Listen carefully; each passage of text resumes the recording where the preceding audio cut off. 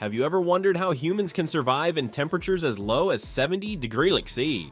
In the northernmost reaches of our planet, the Inuit people have mastered the art of living in extreme cold for thousands of years. But their methods might shock you. From wearing minimal clothing to engaging in wife swapping, their survival techniques challenge everything we think we know about life in subzero conditions. Imagine stepping outside into air so cold it freezes your breath instantly. This is the reality of life in the Arctic, where temperatures can plummet to a bone-chilling 70 degrees C. Yet, in this harsh and unforgiving environment, the Inuit people have not just survived, but thrived for thousands of years. When we think of extreme cold weather gear, we often picture bulky, high-tech suits packed with synthetic insulation. But the Inuit approach to staying warm might surprise you. Their traditional clothing, made primarily from animal skins like sealskin and caribou hide, offers superior protection against the Arctic's brutal conditions. What makes these natural materials so effective? It's all about their unique properties. Animal skins are masters at trapping air, creating an invisible barrier that keeps the cold at bay. They're also lightweight and flexible, allowing for easy movement, a crucial factor when you're hunting or building shelters in sub-zero temperatures. But here's where it gets really interesting. The Inuit often wear less clothing than you might expect in such extreme conditions. It seems counterintuitive, doesn't it? How can wearing less keep you warmer? The secret lies in the quality of the layers they do wear. These carefully crafted garments are incredibly efficient at trapping body heat while allowing for better mobility. Take caribou fur, for example. Its hollow hair structure acts like nature's own thermos, holding warm air close to the body. This remarkable insulation allows the Inuit to maintain their body temperature even in the most frigid conditions. The Inuit also employ a clever layering technique, wearing multiple layers of different materials. This not only enhances insulation, but also manages moisture effectively. The inner layers wick sweat away from the body, keeping the wearer dry, a critical factor in preventing hypothermia. So, the next time you bundle up in your modern winter coat, remember that sometimes less really is more. The Inuits' approach to staying warm in extreme cold is a testament to their deep understanding of their environment and the materials nature provides. While clothing helps the Inuit brave the cold, it's their social practices that truly bind the community together. But prepare yourself. Their approach to relationships might seem shocking at first glance. How could a custom that appears to break families apart actually be the glue that holds an entire society together?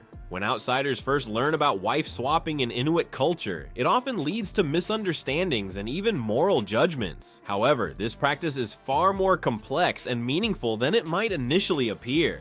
In Inuit society, wife swapping isn't about casual sexual encounters or infidelity. Instead, it's a deeply rooted cultural mechanism that serves crucial social and survival functions. To understand this custom, we need to look at the historical and social context of Inuit life. In the harsh Arctic environment, cooperation and interdependence aren't just beneficial, they're essential for survival. The practice of wife swapping, more accurately described as spouse exchange, helps create and strengthen an extended kinship network. This network forms the backbone of Inuit social structure, providing a broader support system that can mean the difference between life and death in extreme conditions. But how exactly does this custom strengthen community bonds? When families engage in spouse exchange, they're not just swapping partners, they're forming new connections and alliances. These relationships extend beyond the individuals involved, creating links between entire family groups. In a small, isolated community where resources are scarce and dangers are ever present, having a wide network of people you can rely on is invaluable. The practice also serves as a way to ensure genetic diversity in small populations, which is crucial for long-term survival. Moreover, it can provide a safety net for families who have lost a provider, ensuring that no one is left without support in times of hardship.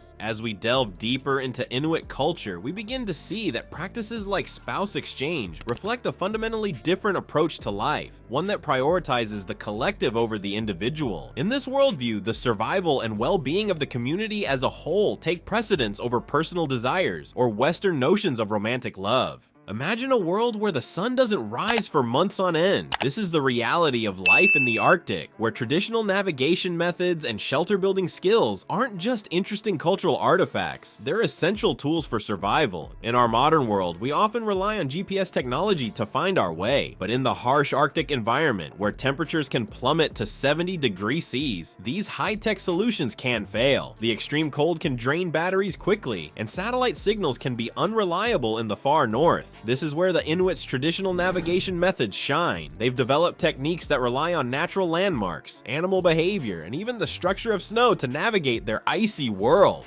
One fascinating tool in the Inuit survival kit is the Bonade sunglasses. These aren't your average shades. Bonade sunglasses are specifically designed to block the blinding glare from snow, which is crucial for visibility and protection in the Arctic environment. Without this protection, the intense reflections from ice and snow can cause severe eye damage or even temporary blindness, a potentially deadly situation in such an unforgiving landscape. And when it comes to shelter, the igloo stands as a testament to Inuit ingenuity. Building an igloo isn't just about piling up snow, it's a sophisticated process that requires skill and knowledge passed down through generations. Igloos are constructed from carefully cut blocks of snow arranged in a dome shape. What's truly remarkable is the insulation properties of these snow houses. The air trapped within the snow acts as an insulator, allowing igloos to maintain a temperature significantly warmer than the outside environment, even in extreme cold. The process of building an igloo involves more than just stacking snow blocks. The Inuit use specific techniques to shape and place each block, creating a structure that's both sturdy and warm. This skill isn't just a quaint tradition, it's a life-saving ability that can provide quick, warm shelter during hunting trips or when avoiding storms. In temperatures as low as 70 degrees, these traditional skills and tools aren't just interesting cultural practices, they're the difference between life and death. The ability to navigate without modern technology, protect your eyes from snow blindness, and build a warm shelter from the very substance that threatens to freeze you are all crucial elements of Arctic survival. In the Arctic, adapting to a new way of life isn't just about surviving the cold, it's about becoming part of a community that has thrived in this harsh environment for generations. For an outsider stepping into Inuit culture, the initial shock can be overwhelming. The extreme temperatures, unfamiliar customs, and radically different way of life create a perfect storm of physical and mental challenges. Imagine trying to navigate a world where the sun doesn't rise for months, where temperatures can plummet to 70 degrees, and where your very survival depends on skills you've never even considered before. For newcomers to Inuit communities, this is the reality they face. The physical demands are intense, learning to move efficiently in heavy traditional clothing, mastering the art of hunting on treacherous ice, and adapting to a diet rich in raw meat and animal fats. But the mental challenges can be equally daunting. Isolation and anxiety are common experiences for outsiders as they struggle to understand the intricate social dynamics of Inuit life. The communal approach to relationships, the emphasis on cooperation over competition, and the deep spiritual connection to the land can all seem foreign and difficult to grasp at first. Learning essential survival skills becomes a top priority. Building an igloo, for example, isn't just a quaint cultural practice. It's a life-saving technique that requires both physical endurance and a deep understanding of snow properties. Using traditional tools like Bonade sunglasses to navigate the blinding glare of snow is another crucial skill that takes time and practice to master.